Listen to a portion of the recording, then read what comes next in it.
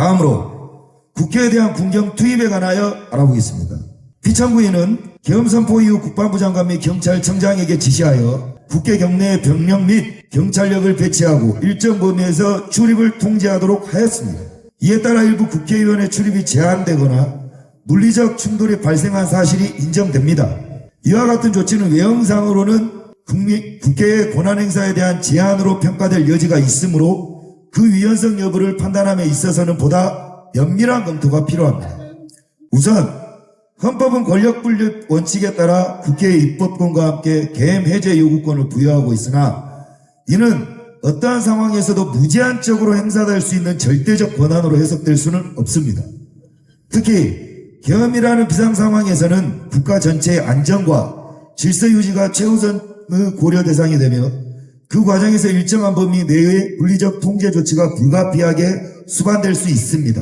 이 사건 당시 국회 주변에는 다수의 인원이 집결하고 있었고 계엄 선포에 따른 사회적 긴장이 급격히 고조되는 상황이었습니다.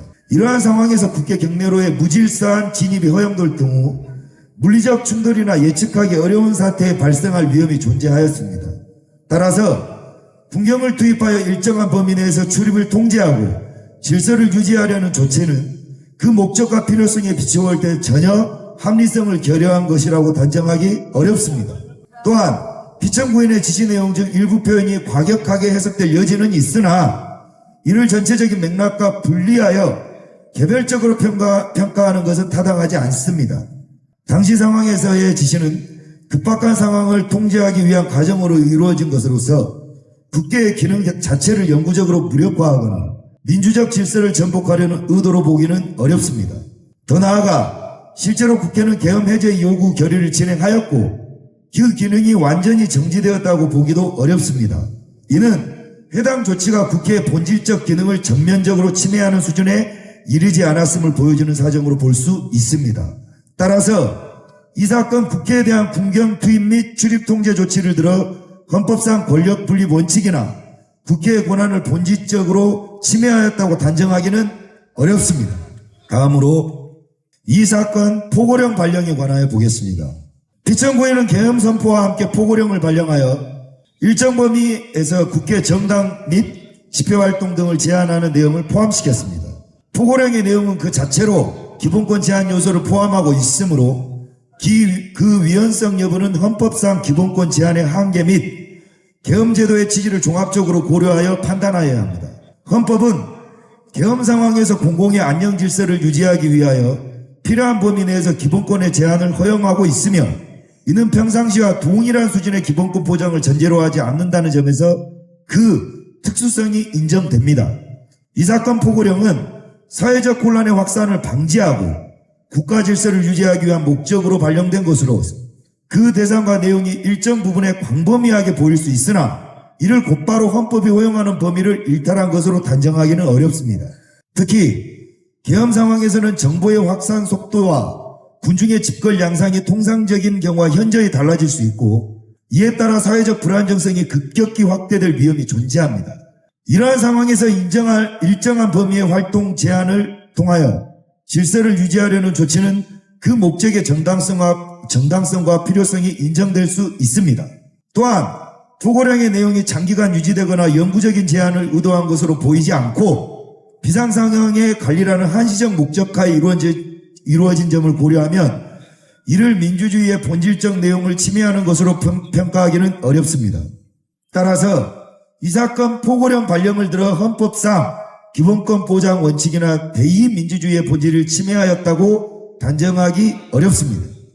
마지막으로 법조인에 대한 위치 확인 시도에 관하여 보겠습니다. 피청구인은 계엄 상황에서 일부 주요 인사들의 위치를 확인하도록 지시한 사실이 인정되며 그 대상에는 법조인도 포함되어 있습니다. 이와 같은 조치는 그 자체로는 사법권 독립에 대한 우려를 제기할 수 있는 요소를 포함하고 있습니다. 그러나 그 위헌성 여부를 판단함에 있어서는 그 목적과 범위, 실제 효과 등을 종합적으로 고려해야 합니다. 우선 해당 조치는 특정 법관에 대한 체포나 강제 조치를 직접적으로 실행한 것이 아니라 비상 상황에서의 대응 가능성을 염두에 둔 정보 수집 단계에 머무른 것으로 볼 수 있습니다. 또한 이러한 조치가 실제로 사법부의 독립적인 재판 기능을 영향을 미쳤다고 볼 만한 구체적인 사정도 확인되지 않습니다. 계엄 상황에서는 국가의 안전보장과 질서 유지를 위하여 일정 범위의 정보 수집이 필요할 수 있으며 이를 일률적으로 위헌적인 행위로 평가하는 것은 적절하지 않습니다. 따라서 이 사건에서 위치 확인 시도를 들어 사법권 독립이 본질적으로 침해되었다고 단정하기는 어렵습니다. 본안에 관한 결론, 이 재판 본안에 관한 결론은 최종 주문과 함께 결론을 가름하기로 하겠습니다. 이어서 증거의 채택 및 증명력에 관하여 살펴보겠습니다. 탄핵심판 절차는 형사소송 절차와 동일한 엄격한 증거법칙이 그대로 적용되는 것은 아니나 대통령과 같은 헌법기관의 지위를 박탈하는 중대한 법적 효과를 수반하는 점을 고려할 때 증거의 신빙성과 증명력에 대한 심사는 그 어느 절차보다도 엄격하게 이루어져야 합니다. 특히 이 사건과 같이 피청구인의 직무집행이 헌법 및 법률에 위반되는지 여부를 판단하는 데 있어 핵심적인 사실관계가 증인의 진술에 의존하고 있는 경우에는 해당 진술의 형성 과정, 일관성, 객관적 정합성 및 외부 자료와의 부합 여부 등을 종합적으로 고려하여 그 신빙성을 신중하게 판단하여야 합니다. 특히 홍장원 증인 진술의 신빙성에 관하여 보겠습니다. 이 사건에서 홍장원 증인의 진술은 피청구인의 지시 내용 및 그 경위에 관한 중요한 근거로 제출되었으나 그 신빙성에 대하여는 상당한 의문이 제기됩니다. 우선 이른바 지렁이 메모로 지칭되는 기록은 작성 시점, 작성 경위 및 내용, 정확성이 명확히 입증되기 아니한 상태에서 사후적으로 해석 보완된 정황이 존재합니다. 이러한 기록은 통상적인 공식 문서나 객관적 자료와 달리 작성자의 주관적 인식과 기억에 의존하는 것이므로 그 자체로 독립적인 증거로서 높은 증명력을 인정하기 어렵습니다.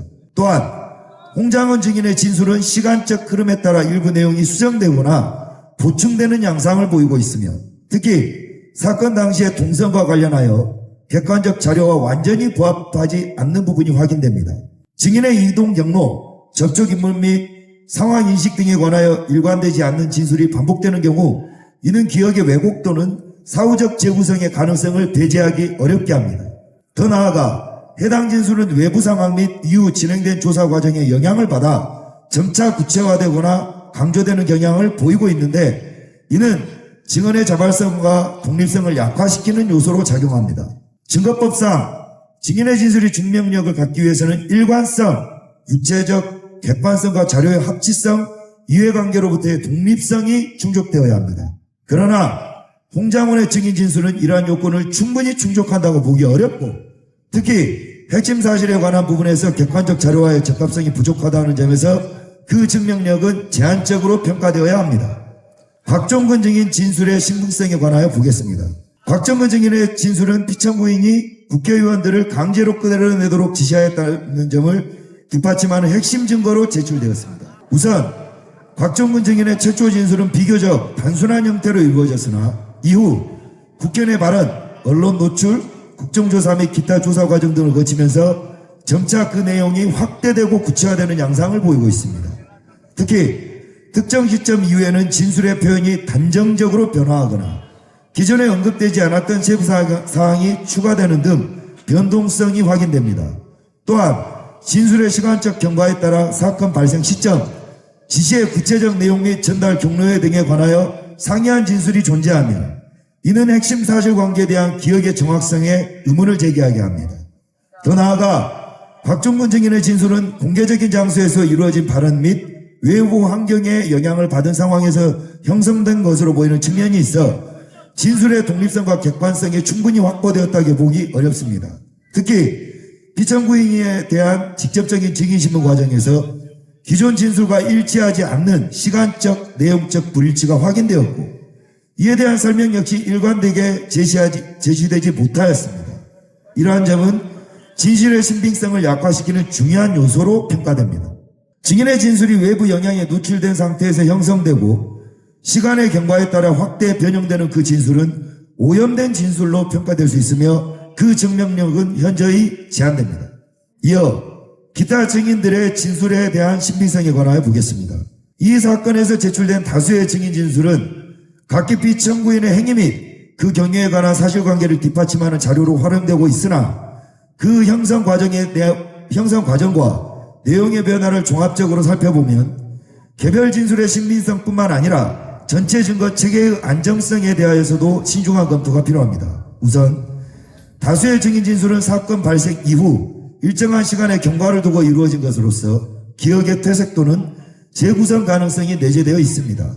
특히 동일한 사실관계에 관하여 증인들 사이의 진술의 내용, 시점 및 표현의 방식에 있어 차이가 존재하는 경우 이는 단순한 세부사항의 불일치를 넘어 핵심 사실관계에 대한 인식 자체가 일관되지 않음을 시사합니다. 또한 일부 증인들의 경우 최초 진술과 이후 진술 사이에서 내용이 점차 구체화되거나 확대되는 양상을 보이고 있는데 이러한 변화는 외부 정보의 유입, 언론 보도, 조사 과정에서의 유도적 질문 등 다양한 요인에 의해 영향을 받을 수 있습니다. 이와 같은 상황에서 형성된 진술은 그 자발성과 독립성이 약화될 수밖에 없으며 결과적으로 증명력 또한 제한적으로 평가되어야 합니다. 더 나아가 여러 증인들의 진술이 상호 보완적이라기보다는 특정 방향으로 수렴되는 과정에서 형성된 것으로 보이는 정황도 확인됩니다. 이는 개별 증인의 기억에 기초한 독립적인 진술이라기보다는 사후적 해석 또는 공통된 인식의 틀에 영향을 받은 결과일 가능성을 배제하기 어렵게 합니다. 법리적 관점으로 보건대 증인의 진술이 증거로서 충분한 증명 능력을 가지기 위해서는 앞서 서술했듯이 진술의 일관성, 객관적 자료와의 합치성, 외부 영향으로부터의 독립성, 형성 과정의 자연성이 확보되어야 합니다. 그러나 이 사건에 제출된 다수의 증인 진술은 이러한 요건을 완전히 충족한다고 보기 어렵고 특히 핵심 사실관계에 관하여서는 진술과 상충 또는 변동이 존재하여 이를 기초로 단정적인 사실 인정을 하기에는 한계가 있습니다. 또한 증인 진술이 서로를 보강하는 것처럼 보이는 경우에도 그 전제가 되는 사실관계가 자체가 독립적으로 확정되지 않는 상태에서는 이를 근거로 증명력을 강화하는 것은 적절하지 않습니다. 결국 이 사건에 제출된 기타 증인들의 진술은 그 개별적 신빙성과 상호 보완 관계를 종합적으로 고려하더라도 피청구인의 행위가 헌법 또는 법률에 위반된다는 점을 명백히 입증할 정도의 확실한 증거로 보기 어렵습니다. 따라서 앞서 본 홍장원 증인, 곽종근 증인을 포함한 기타 증인들의 진술은 그 신빙성과 증명력이 충분히 인정되지 아니하므로 이를 기초로 피청구인의 헌법 또는 법률 위반을 인정하기에는 합리적 의심을 배제하기 어렵습니다. 따라서 증거 판단에 관한 종합, 이 사건에서 주요 사실관계를 뒷받침하는 핵심 증거는 상당 부분 위와 같은 증인의 진술에 의존하고 있습니다. 그러나 앞서 본 바와 같이 홍장원 증인의 진술의 객관적 적합성과 일관성이 부족하고 곽종근 증인의 진술은 형성 과정에서 외부 영향 및 내용 변형의 가능성이 존재하며 이들 진술만으로 피청구인의 행위를 헌법 위반으로 단정하기에는 합리적 의심을 배제하기 어렵습니다. 탄핵 심판은 그 성질상 형사재판과 동일한 증명 기준을 요구하는 것은 아니라고 하더라도 대통령의 파면이라는 중대한 결과를 초래하는 점에 비추어 볼 때 최소한 명백하고 설득력 있는 증명이 요구됩니다. 그럼에도 불구하고 이 사건에서는 그러한 수준의 증명이 이루어졌다고 보기 어렵습니다. 증거 부분 결론. 따라서 위 증인들의 진술은 그 신빙성과 증명력이 충분히 인정되지 아니하므로 이를 기초로 피청구인의 헌법 또는 법률 위반을 인정하기 어렵습니다. 결론. 지금까지 살펴본 바에 따라 피청구인의 법 위반 여부 및 그 중대성에 관하여 종합적으로 판단합니다. 탄핵 심판에 있어서 피청구인을 파면하기 위하여서는 단순한 헌법 또는 법률 위반이 존재하는 것만으로는 부족하고 그 위반 행위가 헌법 질서에 미치는 부정적 영향과 파급 효과가 중대하며 헌법 수호의 관점에서 대통령의 파면이 불가피하다고 인정되는 경우에 하나여야 합니다. 이는 대통령이 국민에 의하여 직접 선출된 헌법기관으로서 민주적 정당성을 가지는 점, 그리고 그 임기 보장은 헌정의 안정성과 직결되는 요소라는 점을 고려할 때 탄핵은 어디까지나 예외적이고 최후적인 수단으로 가능해야 한다는 헌법적 요청에 따른 것입니다.